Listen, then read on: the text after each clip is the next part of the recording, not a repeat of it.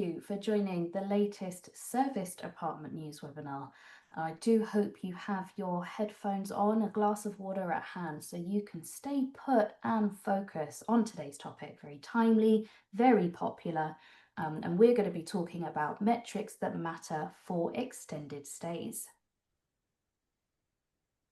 My name's Eloise Hanson. I'm the editor of Serviced Apartment News, and we are a global multimedia platform covering serviced apartments, apart hotels, extended stay hotels, and serviced residences. So today's webinar is in partnership with Cloud Native Property Management System, RMS, and today we have a short video for you.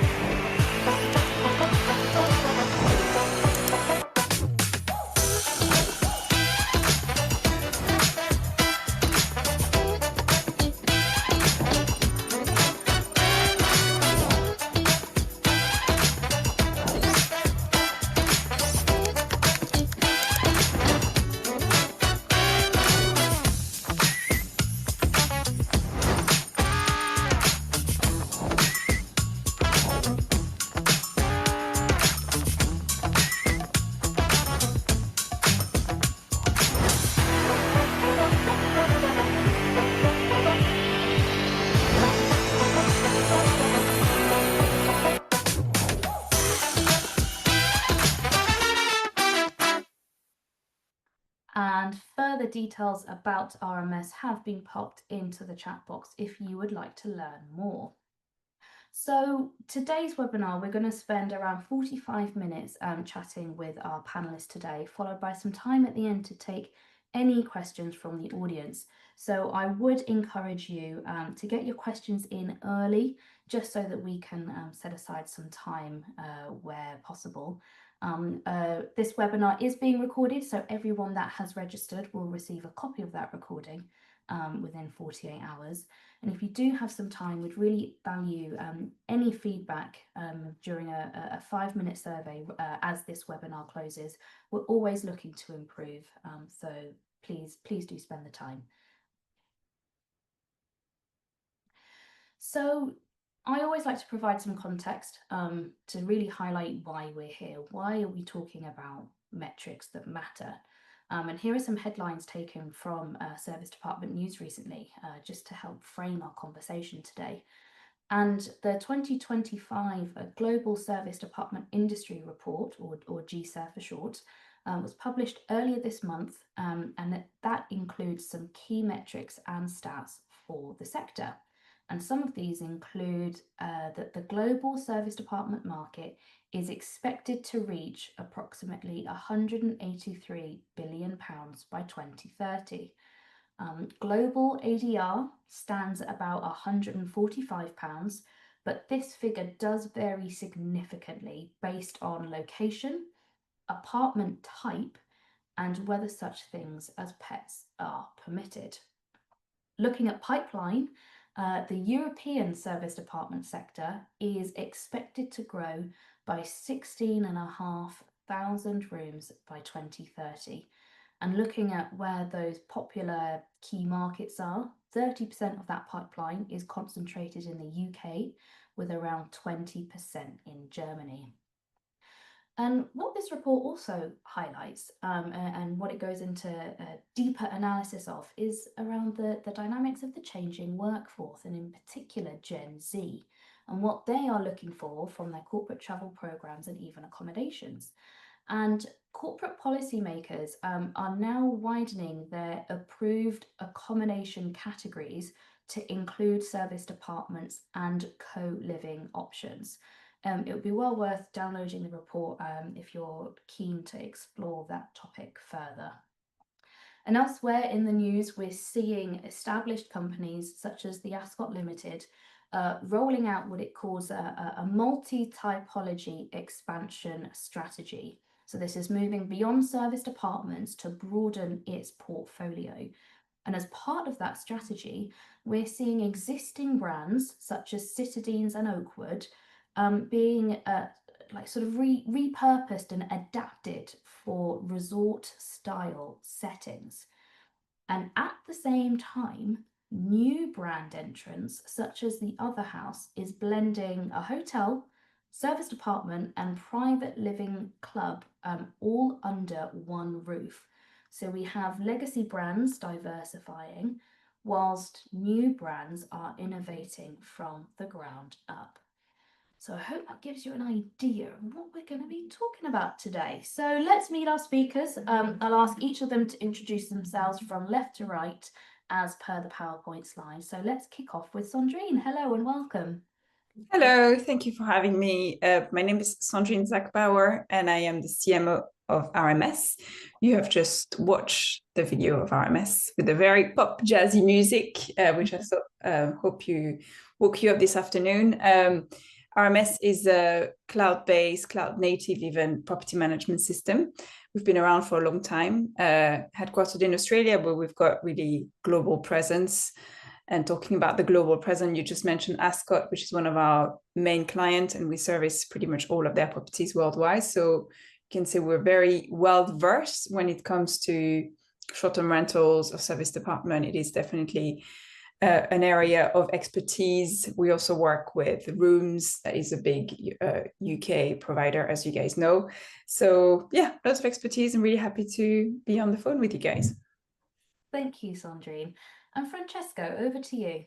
Okay, nice to meet you. My name is Francesco Borgognoni, and I'm the head of sales and marketing of CityPop.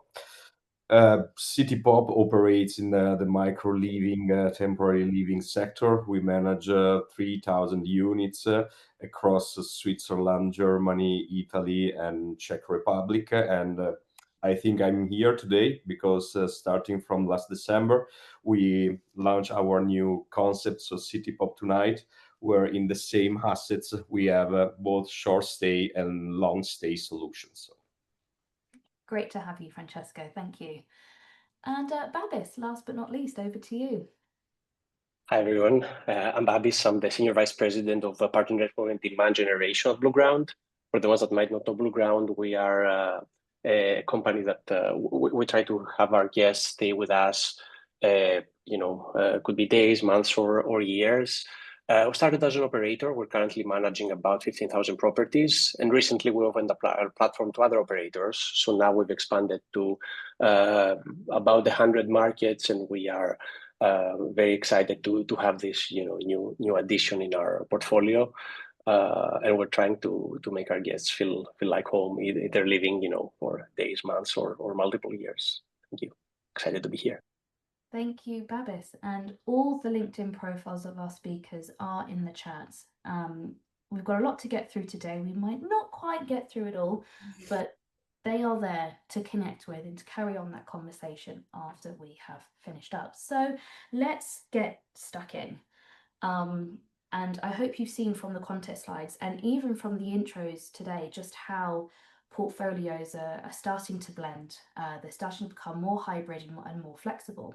So I want to kick off with my first question to Sandrine, because you kindly highlighted how even in the video, I believe, the literal product of RMS is designed to flex. So right. How should operators now start to define their competitive sets when they are looking at those blended portfolios? Yes, indeed. So there's a lot to cover, and I will try to break this down a little bit. But I think at the heart of my message to you all, it's that we have to look, you guys, the operators, have to look beyond what is a traditional competitive set.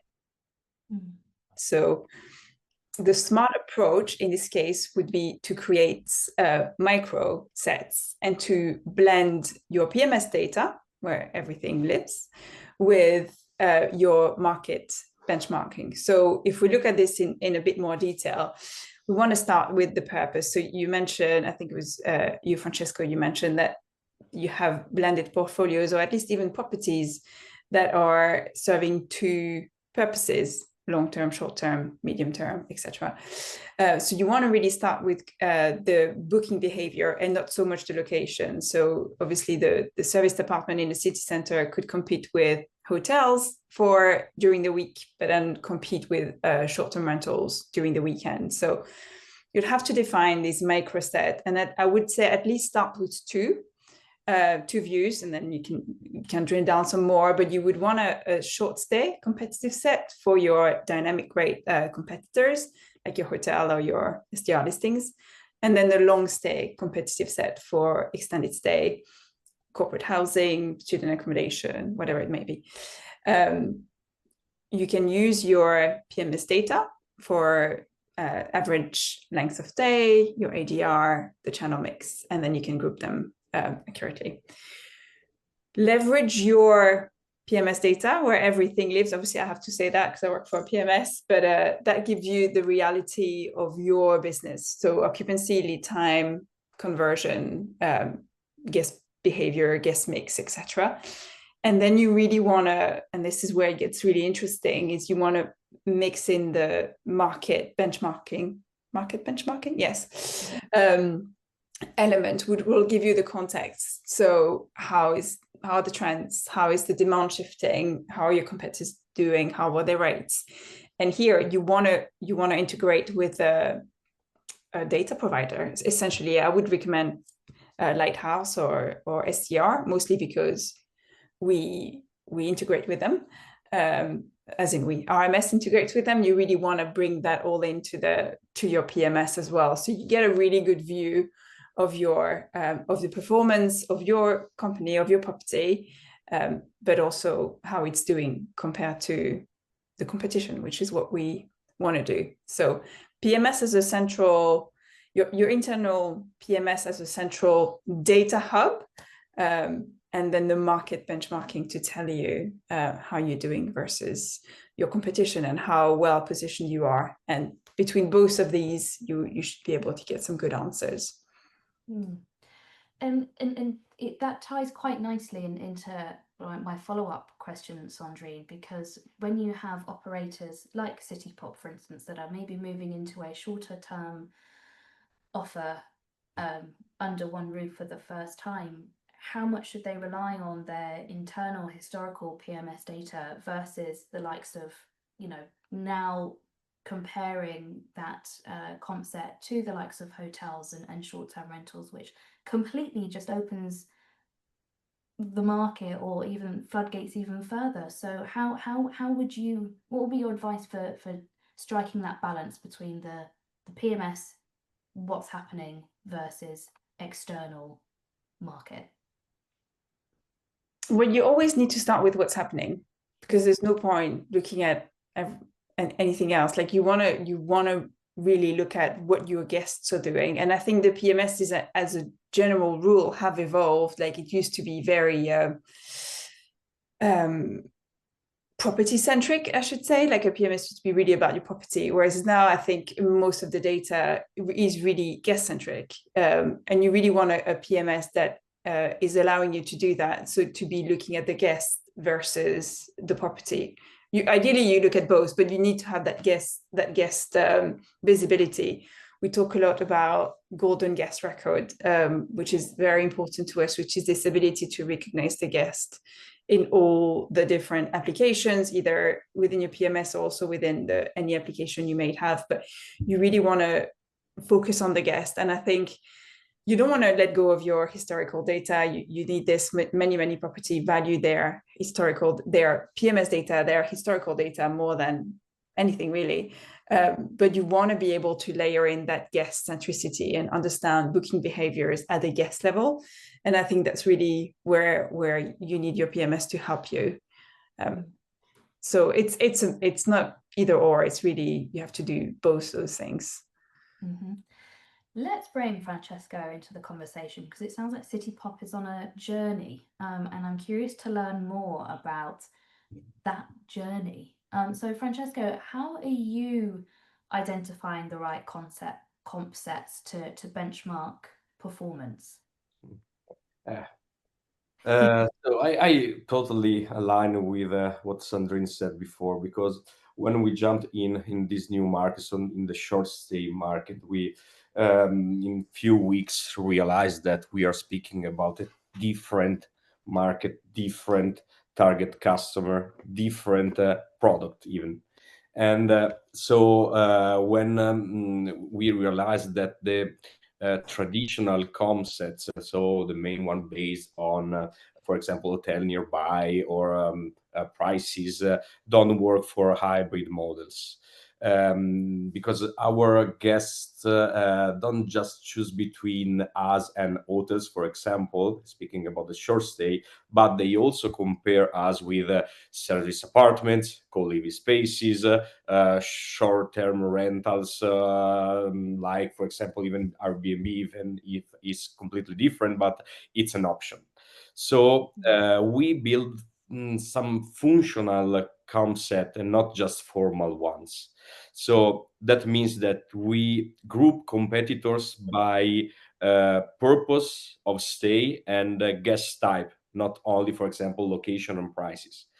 I can, for example, I can make you the example that we had in Zurich and in Basel, for example, where we have three different clusters for all our competitors, and we have the short stay comps, so apart hotel from 3 to 7 nights, middle stay comps, so it's from 1 month to 3 months, and long stay comps, so micro living, flexible lease operators, something like that.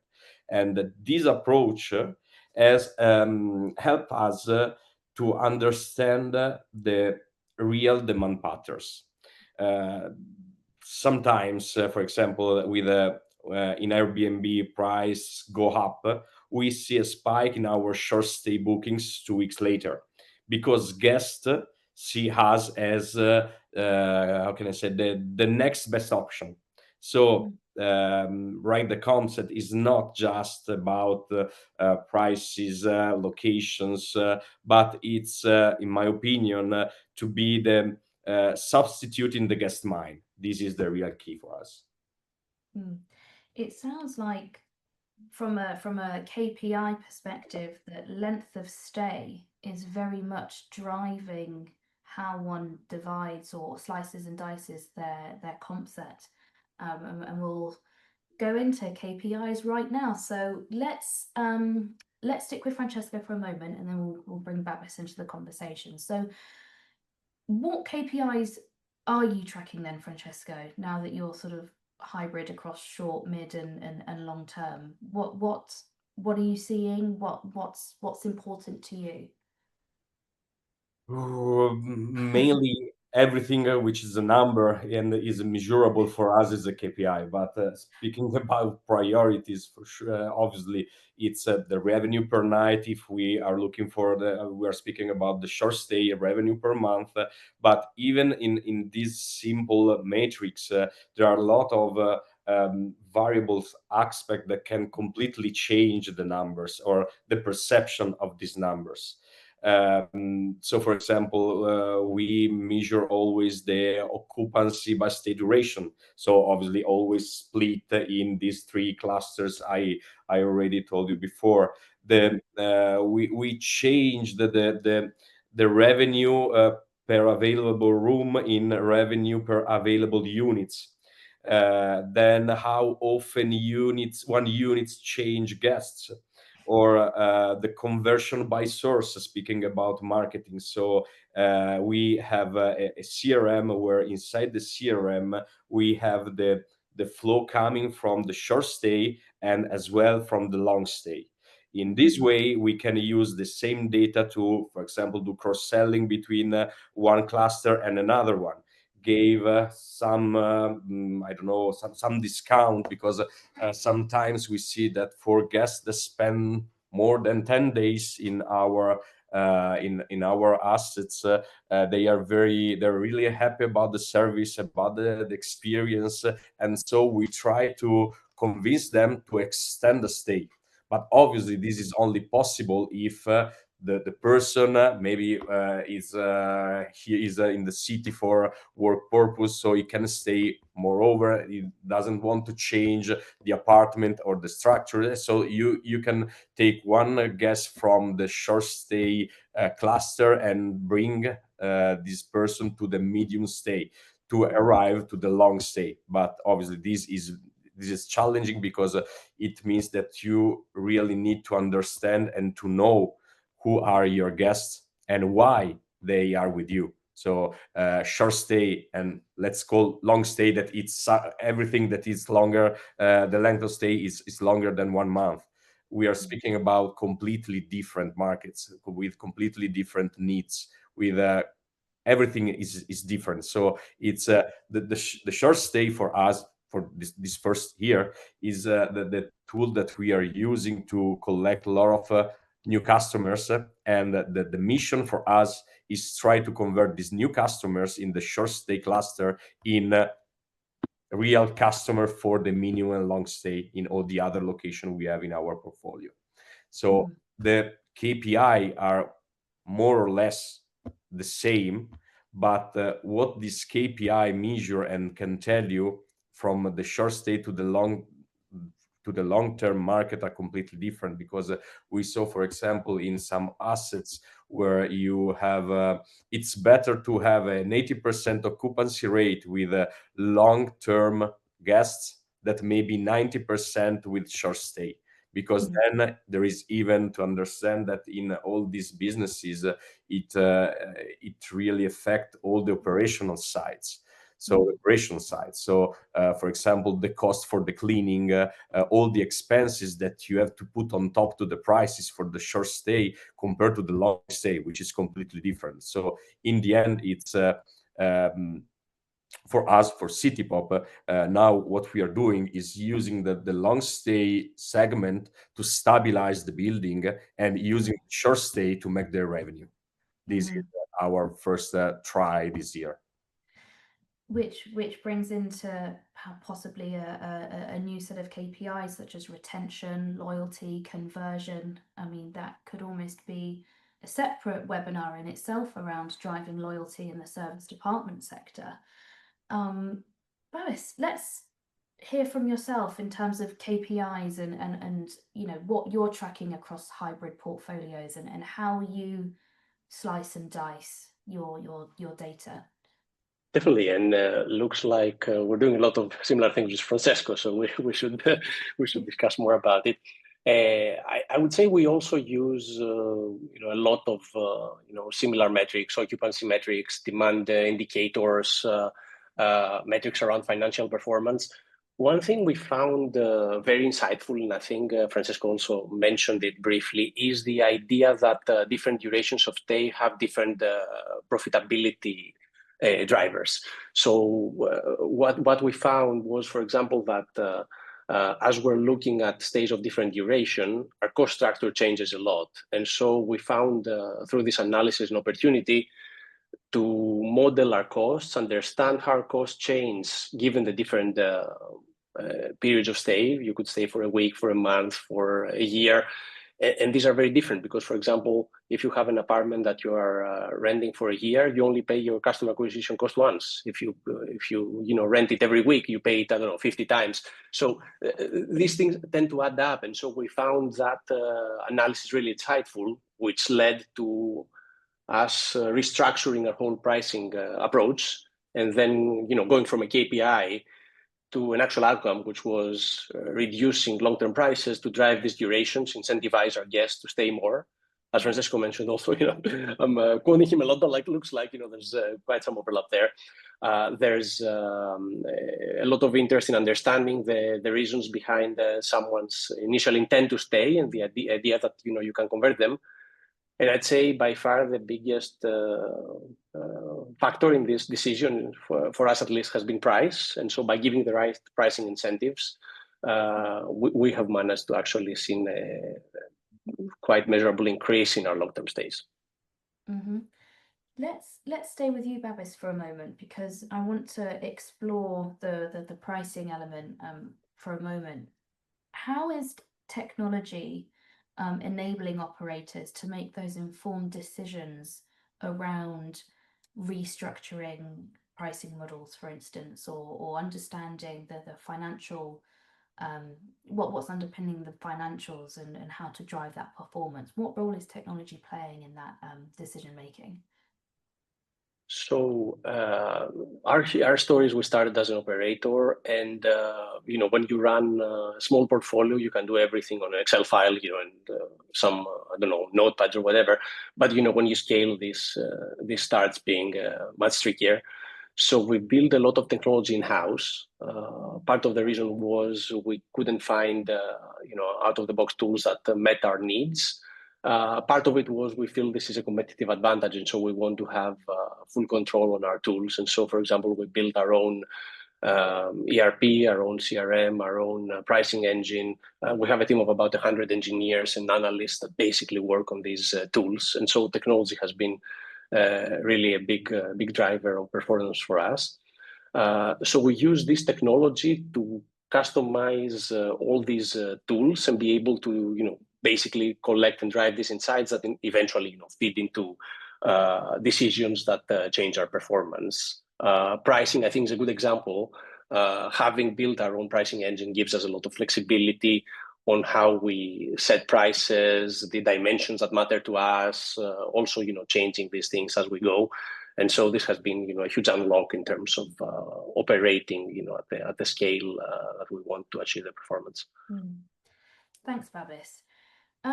Coming back to Francesco now, because both Francesco and Babis have talked about trying to attract a customer in order to sort of push them up from a move them into a longer stay category, which I think speaks a lot about sales and marketing strategies and how do we, for instance, set our pricing in such a way that attracts that customer in the first instance. So with that in mind, Francesco, what are those performance metrics that are most critical for you now for aligning your marketing and sales and marketing efforts to driving that occupancy and to driving those revenue goals?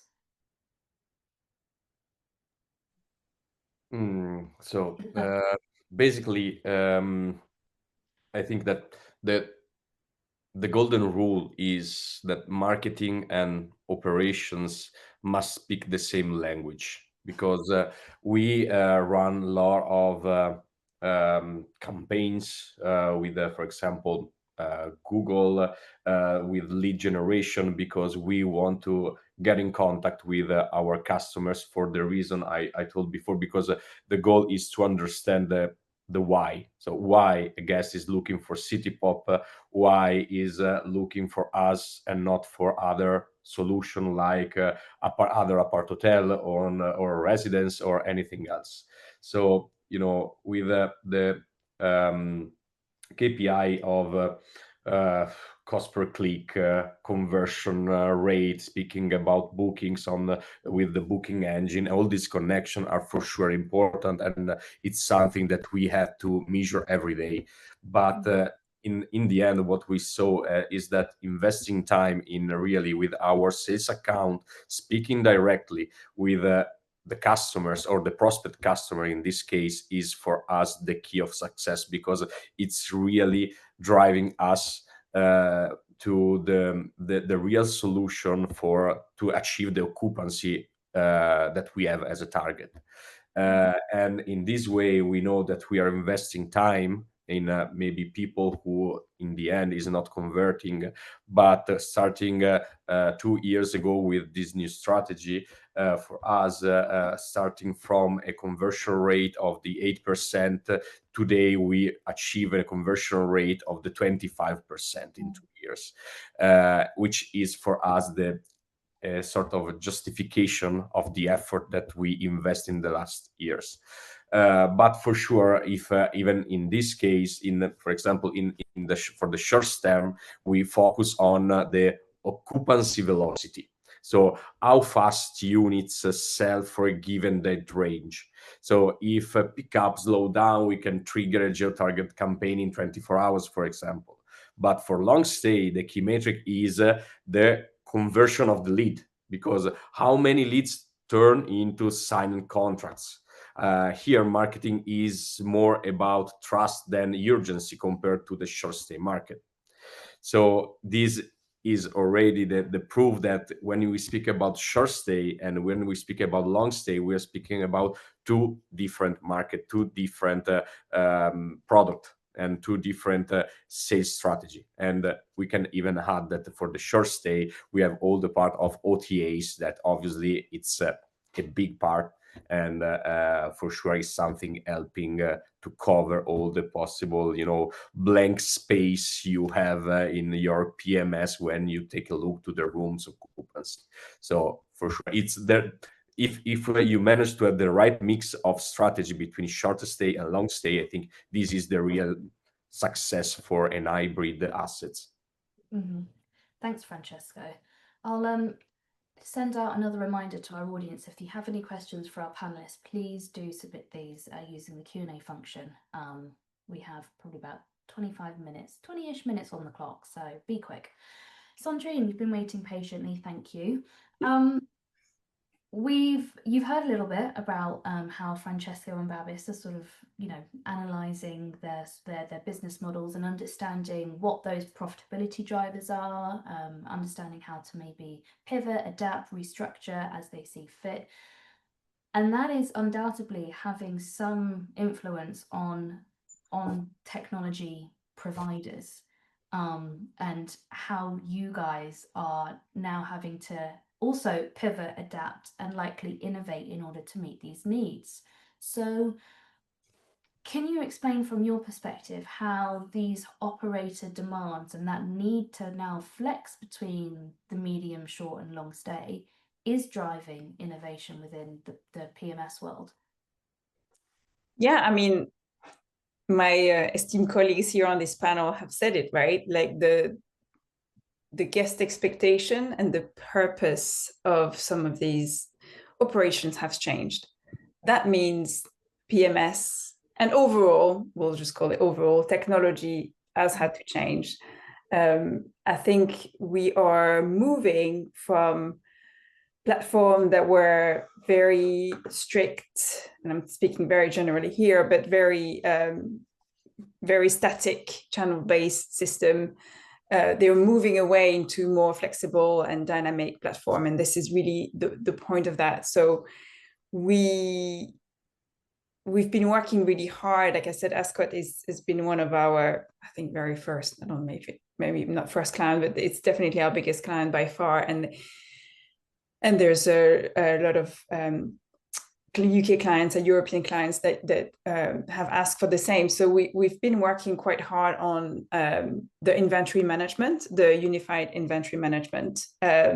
So to enable operators to allocate units dynamically across OTAs or your direct channel or your corporate channels, whichever that might be. So that's one thing. We really want to allow that mixed use very easily within our platform. It's really something that we want to convey. It's like the mixed use platform. The fact that you can switch your operation very quickly is something that we've been really keen to do.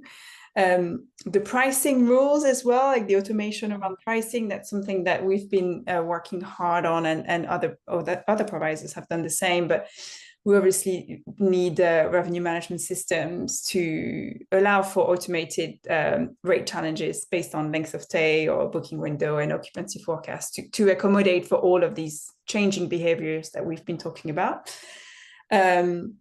Taxation models, billing models also are things that we've been working on alongside with others. So we need to support both the nightly billing and the monthly billing cycle with the correct tax, and ideally automate most of that. I remember when rooms chose RMS, it was definitely a big thing, like the automation of the VAT drop. That was a big piece, a big clincher for them, and a big time saver as well. So being able to treat these clients, these guests differently, and being able to offer the technology for staff to still save time, whichever guest profile you're trying to engage, was really big for us. The guest engagement, Francesco, you've talked about it. I completely agree.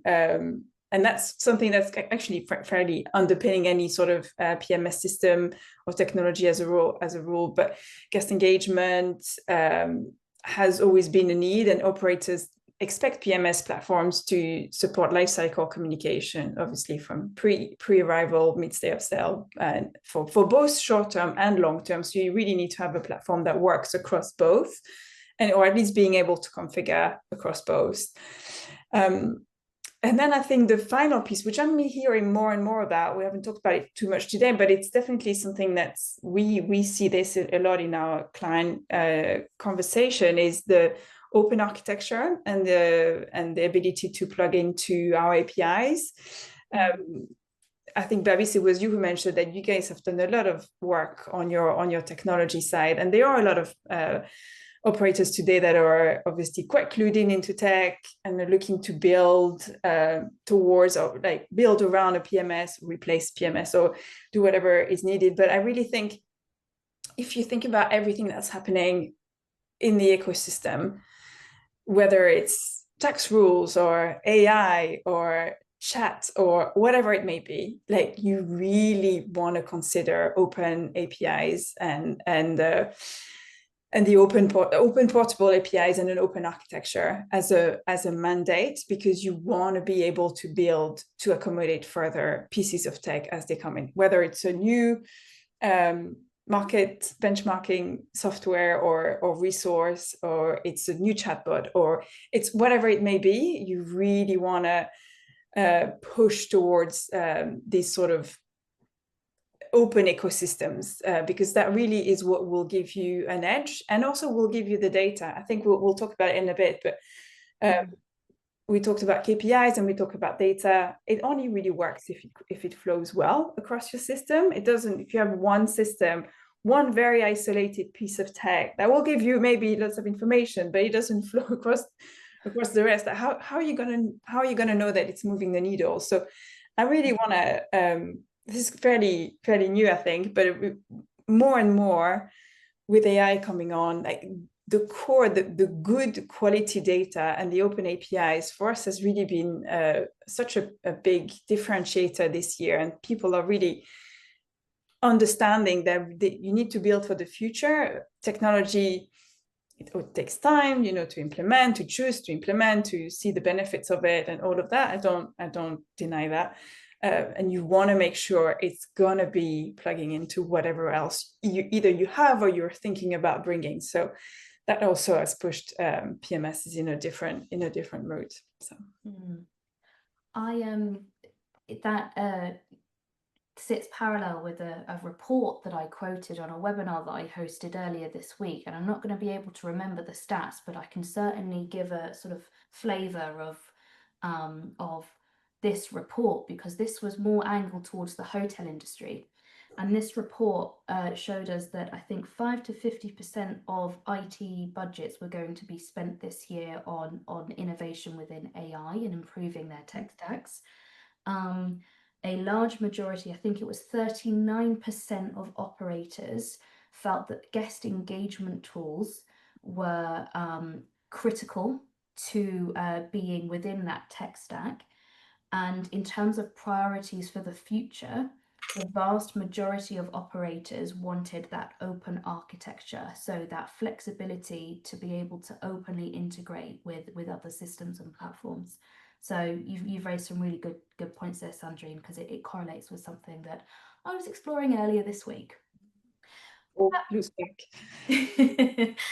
Babis, curious to hear your thoughts on this, because you highlighted that Blueground has actually built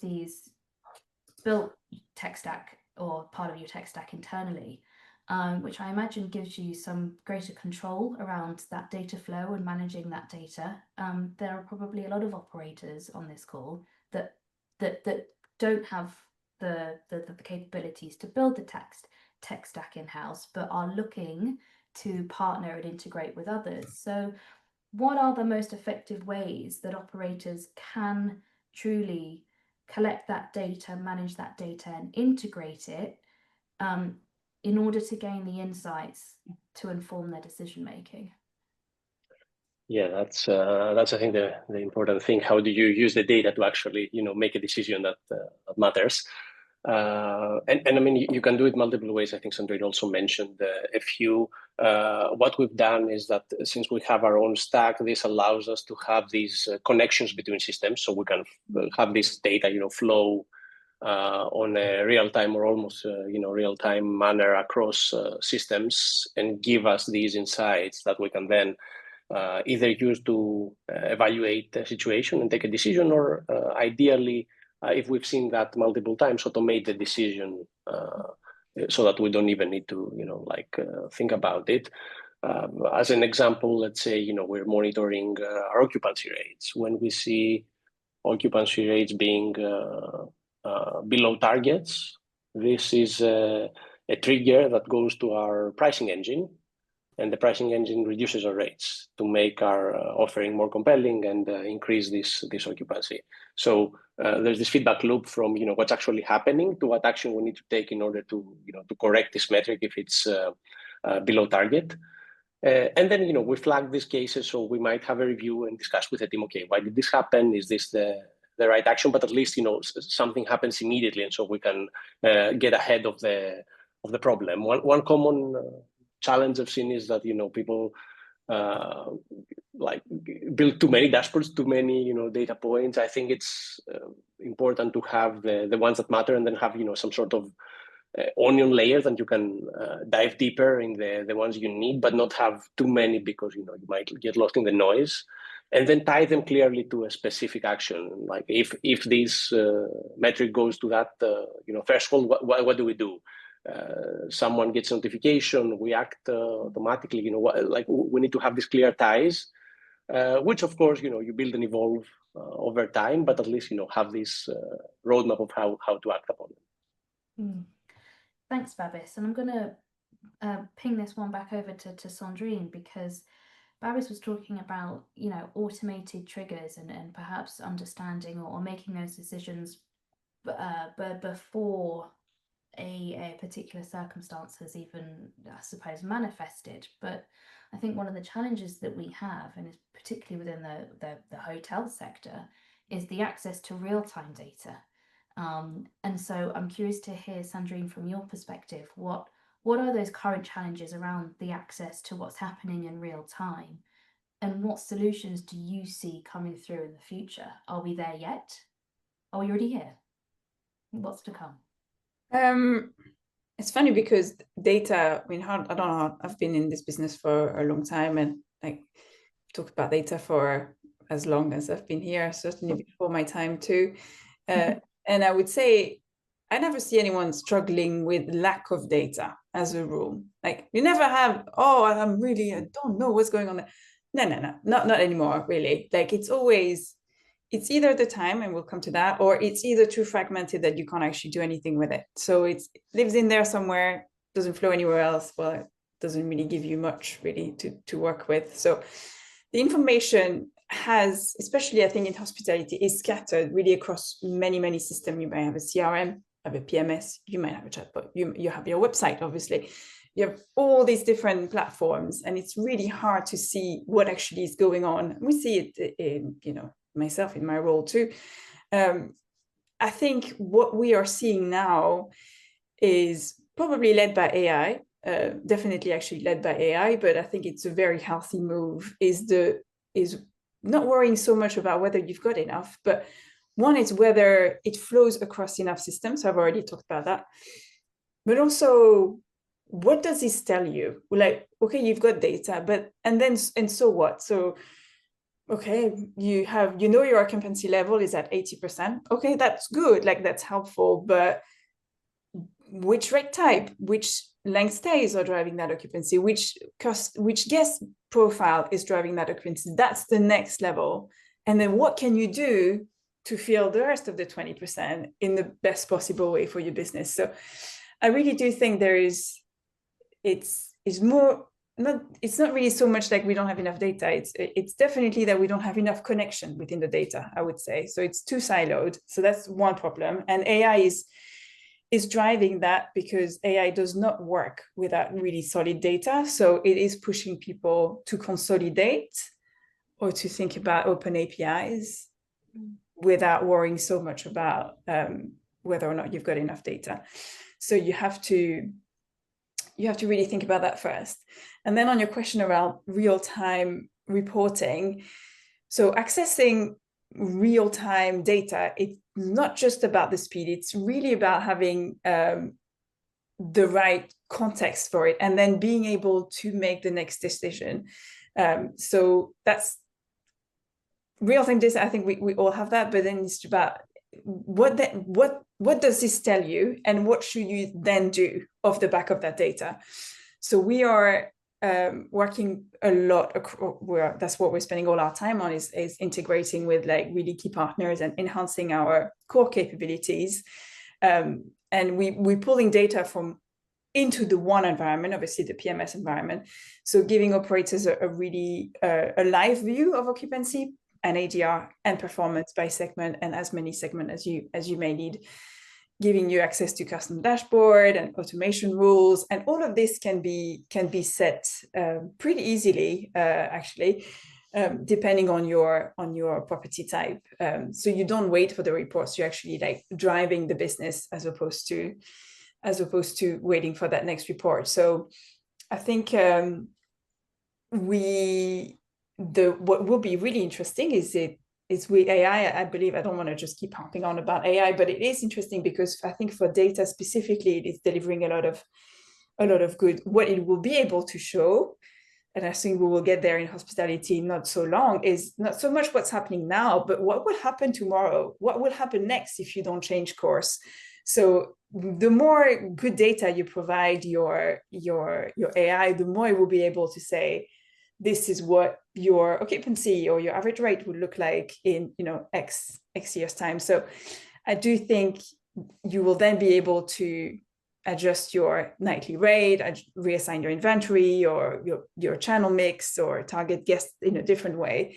So it's not even real time, it's like future data almost. So I think it's actually really, really interesting. So recommend everybody really thinking about like how their data is structured today. How is it connecting? Are you already seeing what you need to see? And then so just so that you're ready for when AI is going to be able to tell you the future almost. Mm-hmm. Thanks, Sandrine. Francesco, I clocked that you came off mute. I just wondered if you had something that you wanted to add here.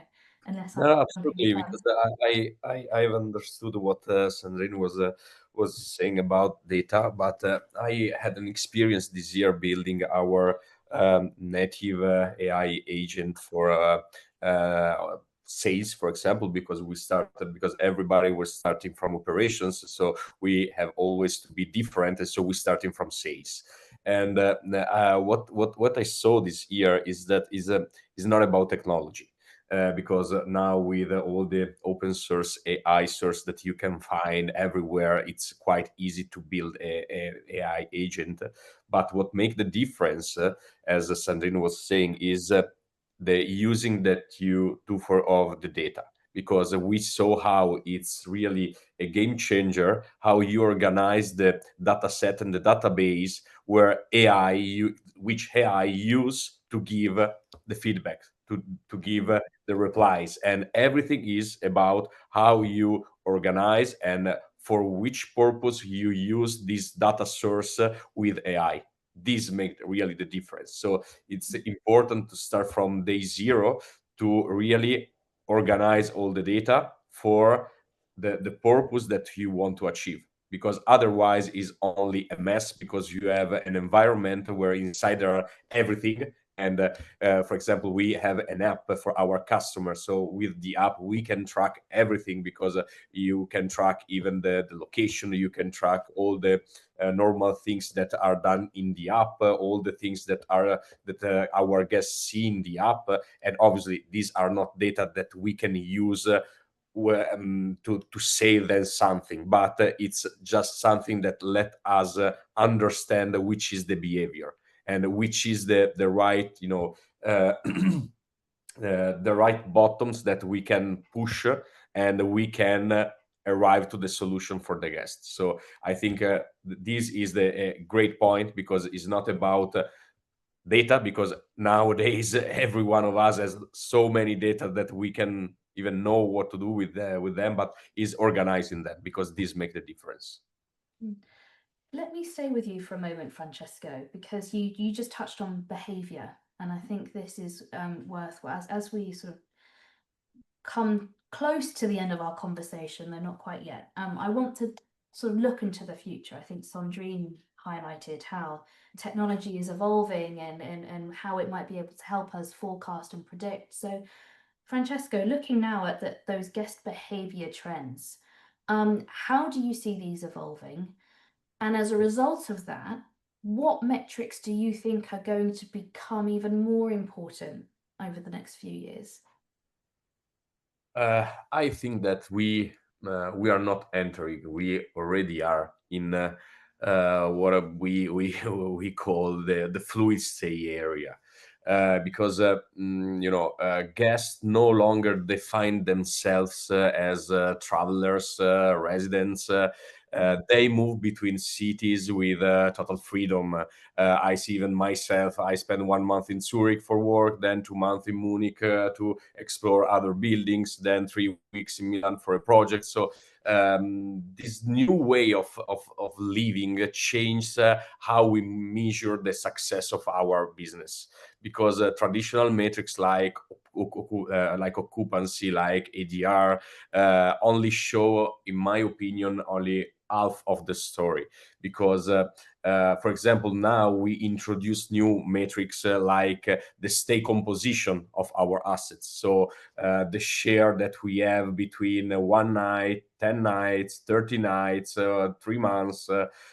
Then the cross-city retention, so guests who move from one city pop to another one, and the flex preference rate, so how many people search for flexible stay option.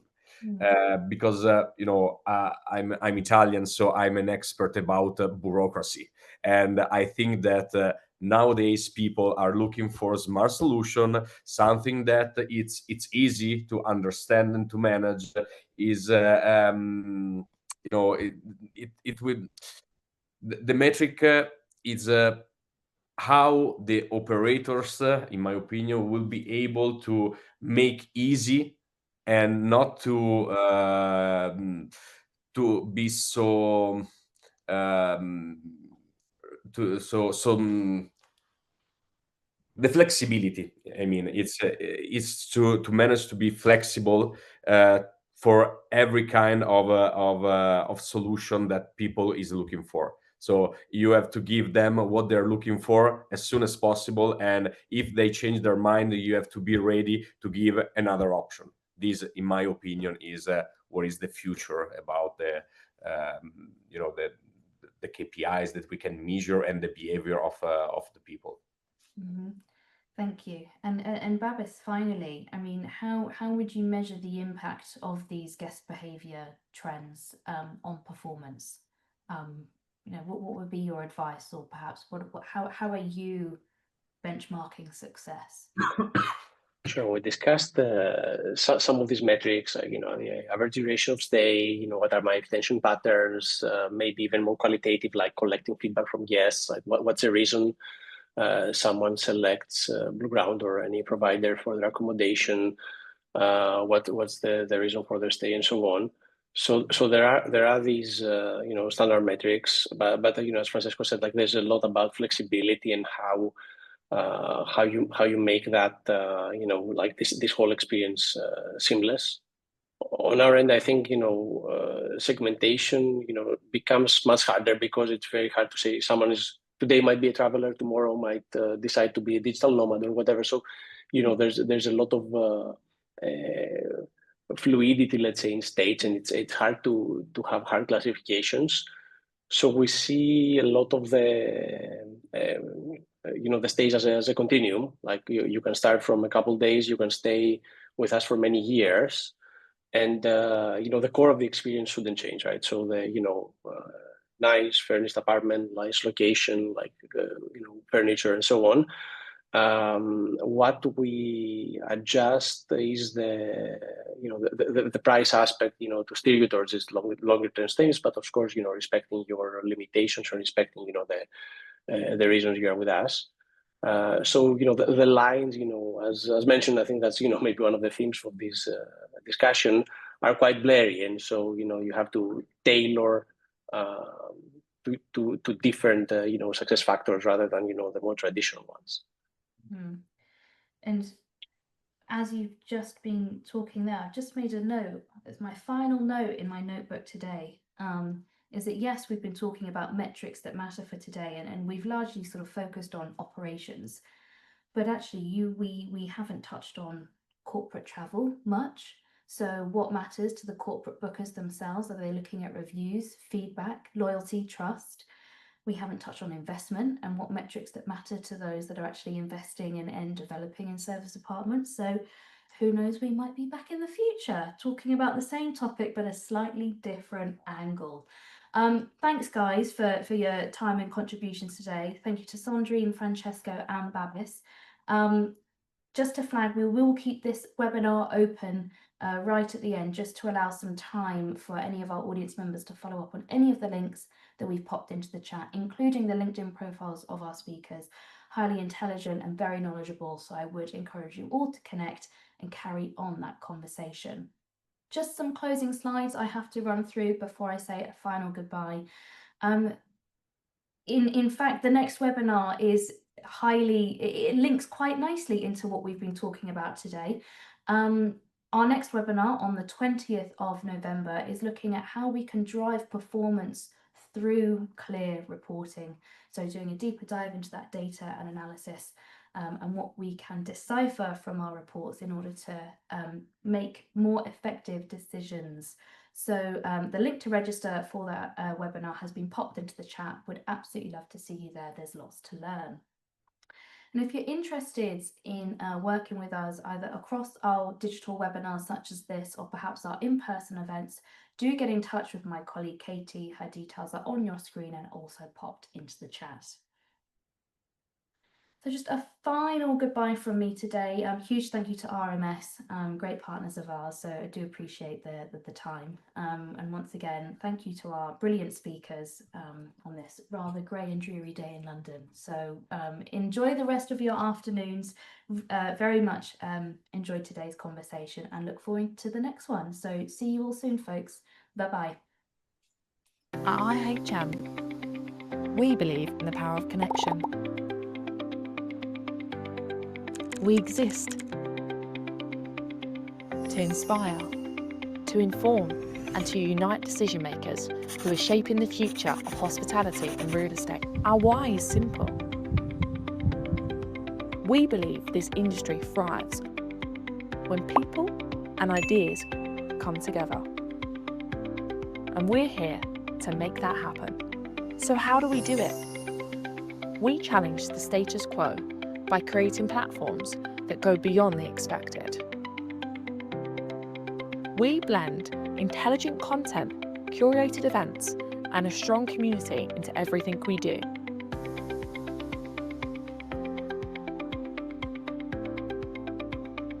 Making it easy, accessible, and genuinely useful. From online engagement to face-to-face connection, we are known for being insightful, collaborative, and refreshingly human. We publish 4 leading multimedia brands, each a trusted voice in its sector, delivering breaking news, bold opinions, and fresh trends.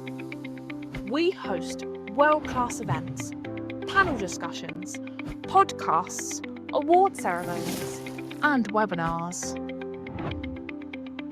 Designed to spark ideas, drive conversation, and create impact. With over 62,000 monthly web visitors, 55,000 email subscribers, and 69,000 social media connections.